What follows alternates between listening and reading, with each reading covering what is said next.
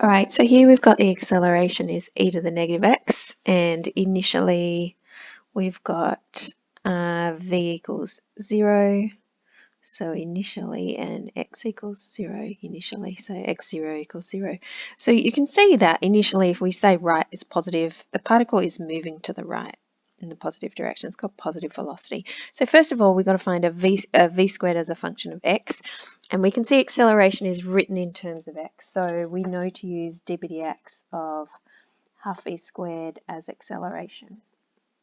All right, so if we half v squared is e to the minus x dx, and we know that's negative e to the negative x plus c.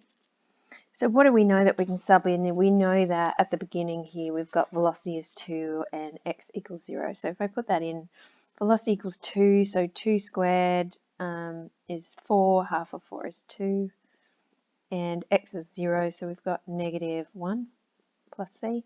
So you can see from here that c is going to be 3.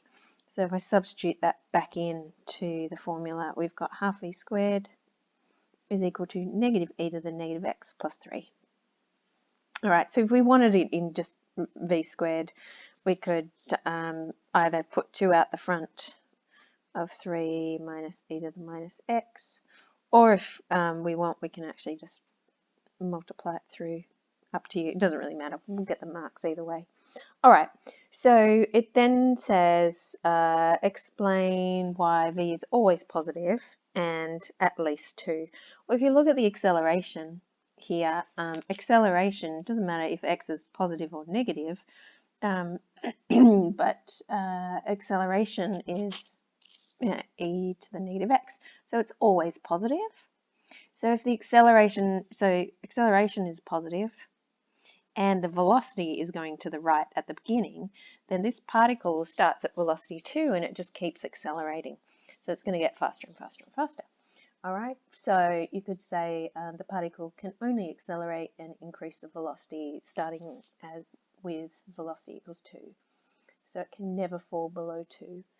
All right, so what happens as time goes on? Well, if you have a look, so if we're going that way, clearly x is also going that way.